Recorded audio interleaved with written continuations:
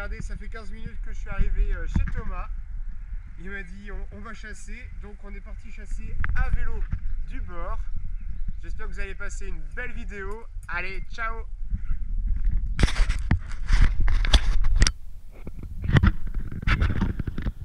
Salut à tous, alors comme vous pouvez le voir, on est à vélo, donc on va rejoindre la mer et on va descendre la falaise jusqu'au spot de chasse.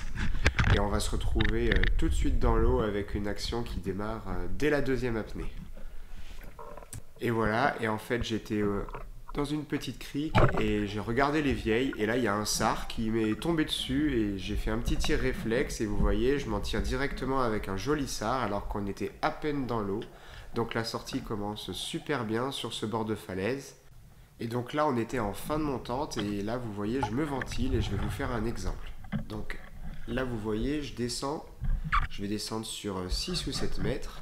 Et je suis dans l'ombre du rocher, donc le soleil est de l'autre côté de la tête de roche, donc je me cache dans l'ombre, je me sers de l'environnement vraiment pour me dissimuler.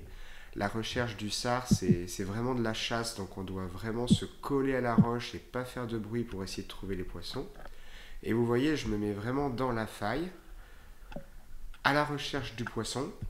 Le fusil est un peu tourné vers le haut parce que les poissons sont susceptibles de manger les petites balanes, les petits pousse-pieds et les moules qu'ils peuvent trouver sur la roche à la marée montante.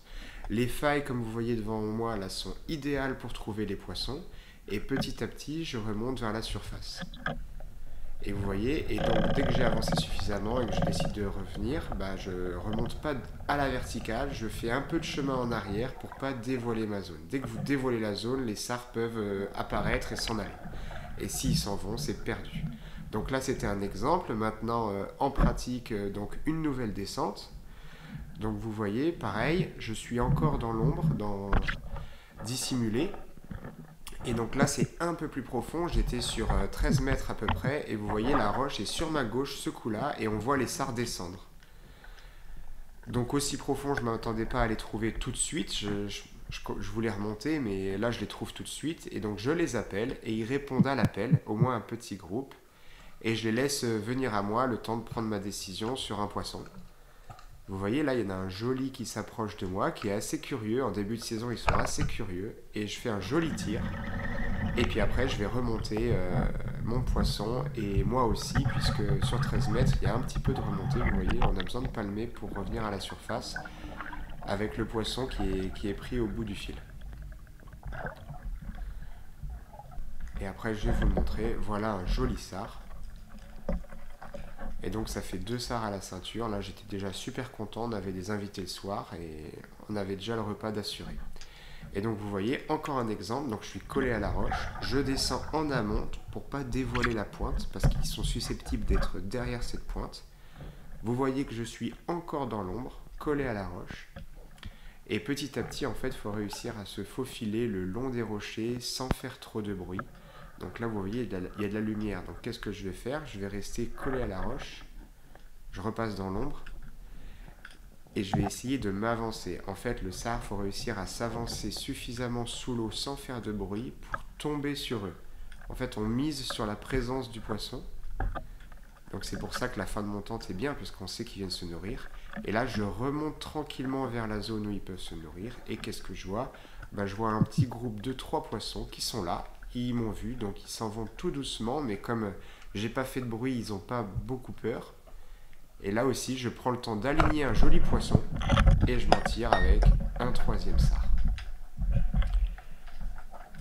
Alors quand tout se passe bien, c'est génial, hein, mais dès que vous faites du bruit, soit vous voyez pas du tout de poisson, ou soit vous arrivez et les poissons sont déjà en train de gicler, sont tout agités, puisque évidemment, ils ont un petit peu peur de vous. Et là, vous voyez une énième apnée. Alors là, c'est une apnée où j'ai un peu fait de distance sous l'eau, là. Donc c'est essentiellement de l'indienne pour trouver le sard. Donc de l'indienne, mais vraiment camouflée. On essaie de ne pas faire de bruit. Et donc petit à petit, je dévoile les têtes de roche qu'il y a sous l'eau. Je suis sans cesse en train d'avancer dans ma zone. Vous voyez, là, je suis tourné vers la lumière. Je vais directement aller vers le mur en face pour me redissimuler dans l'ombre. Et je regarde la faille où les sards peuvent être. Et petit à petit, en m'avançant, vous voyez, on commence à les discerner. On voit, ils sont tranquilles là, ils sont en train de se nourrir, ils m'ont vraiment pas encore vu. Et là, il y en a un qui m'a vu, donc il va faire partir le banc. Je vais faire un appel et ça va en attirer un. Et je me suis fait cramer, mais heureusement, il y en a un qui est plus curieux que les autres. Et de loin, je le tire.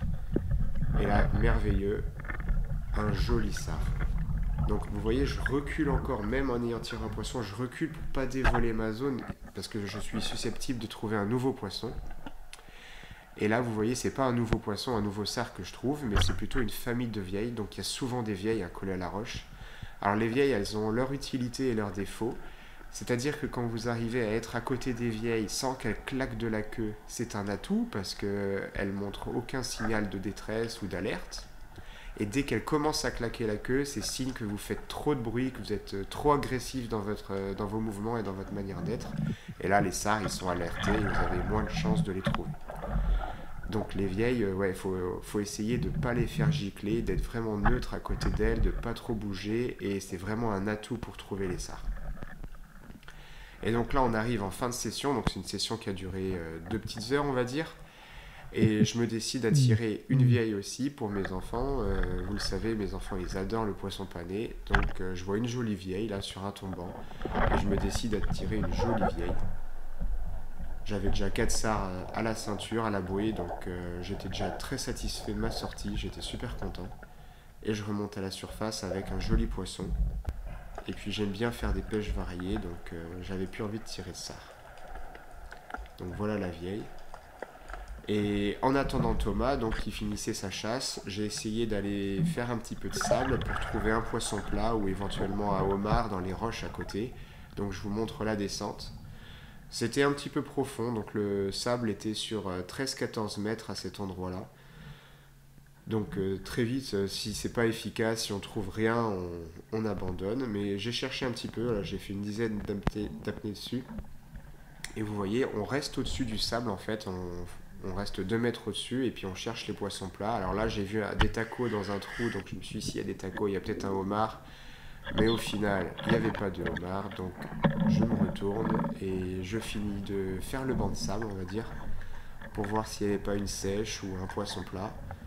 Donc je prends les bancs de sable qui sont au pied des tombants en me disant qu'il y a peut-être de la nourriture qui tombe et donc ça attire les poissons. Mais au final, il n'y avait rien, vous voyez, je remonte à la surface.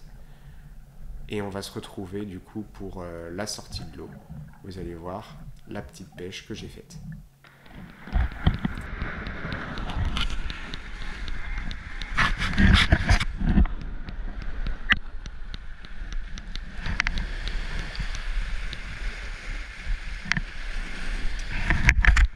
Bon allez, voilà la petite pêche. J'espère que ça a été une belle vidéo. Allez, bye!